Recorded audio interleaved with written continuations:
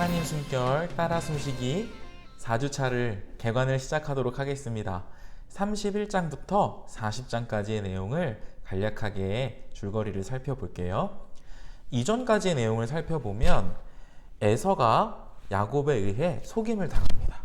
야곱이 에서를 속이고 그 장자의 축복을 가로챘죠. 그리고 에서로부터 도망가서 삼촌 라반의 집에서 오래도록 고생을 합니다.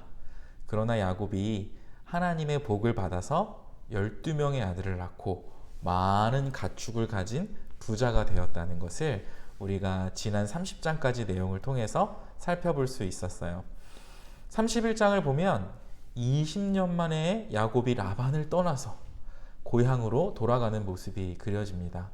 그런데 고향으로 가면서 32장에 보면 에서에게 화해를 청하는 야곱의 모습이 등장해요.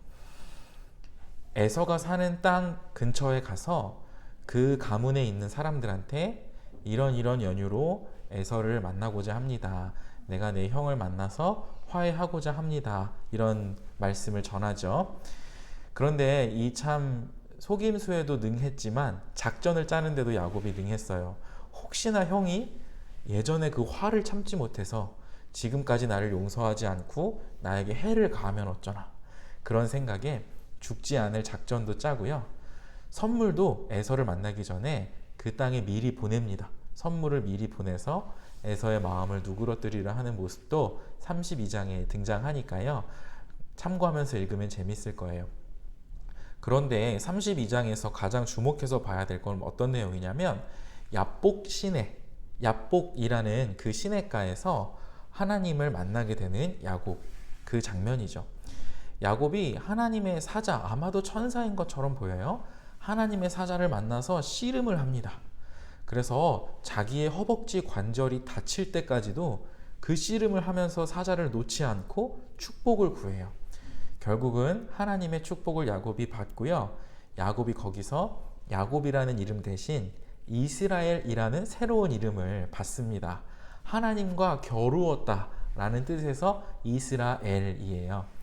이스라엘이라는 나라의 이름이 여기서 새롭게 등장을 하는 거죠. 실제로 야곱이 그 자녀를 낳고 12 아들이 추후에 이스라엘의 12지파가 되는 거잖아요.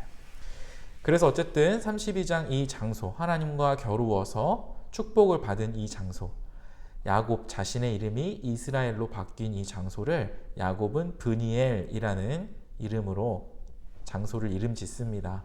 브니엘은 하나님의 얼굴이라는 뜻이죠. 하나님의 얼굴을 보았다라는 뜻에서 브니엘이라고 이름 지어요.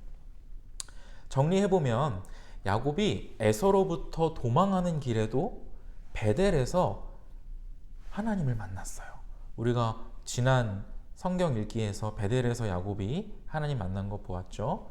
뿐만 아니라 이 32장 에서를 다시 만나야 하는, 화해를 해야 하는 마음이 조마조마한 이 상황 가운데서도 야복 시내가에서 브니엘에서 야곱은 하나님을 다시 만나게 됩니다.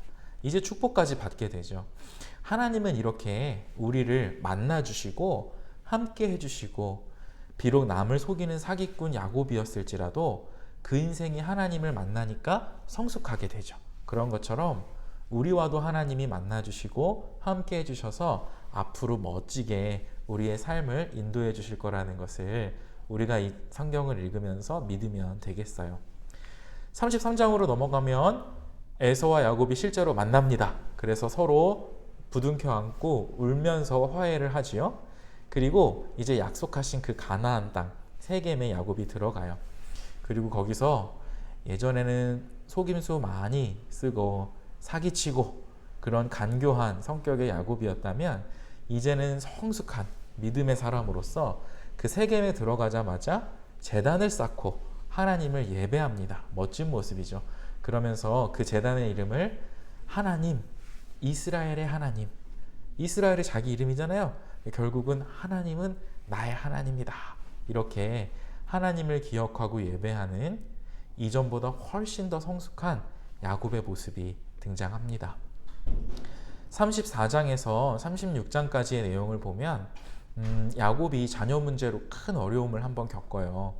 그런데 그러한 야곱에게 하나님이 다시 한번 나타나시죠. 그리고 자기의 조상인 아브라함에게 주셨던 약속을 이 야곱이 한 번 더 똑같은 약속을 받습니다.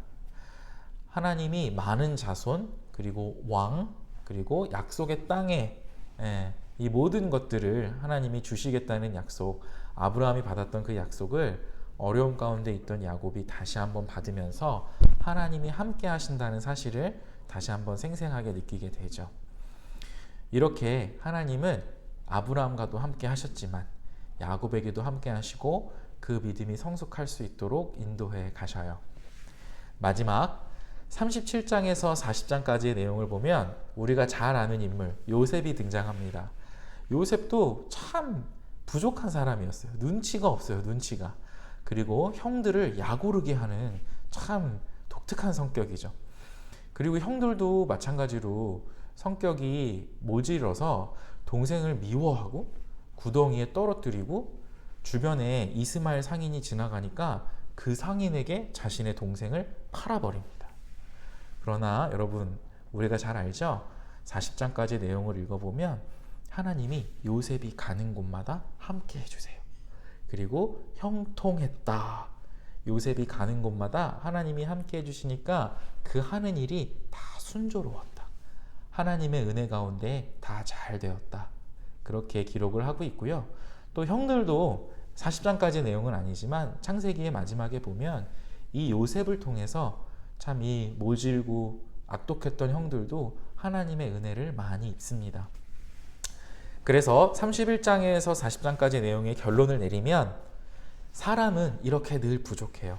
야곱도 그랬고 요셉의 형들도 그랬고 요셉도 그랬고 모두 다 사람들은 부족하고 연약한 면이 많이 있지만 그러나 하나님은 늘 한결같이 자기 백성을 사랑하시고 불쌍히 여기시고 함께 하시고 인도해 주신다는 사실, 우리가 31장에서 40장을 읽으면서 이 내용을 잘 기억하는 또 한 주간이 되면 좋겠고요.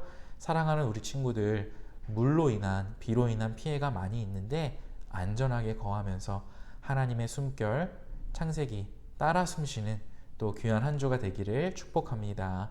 다음에 만나요.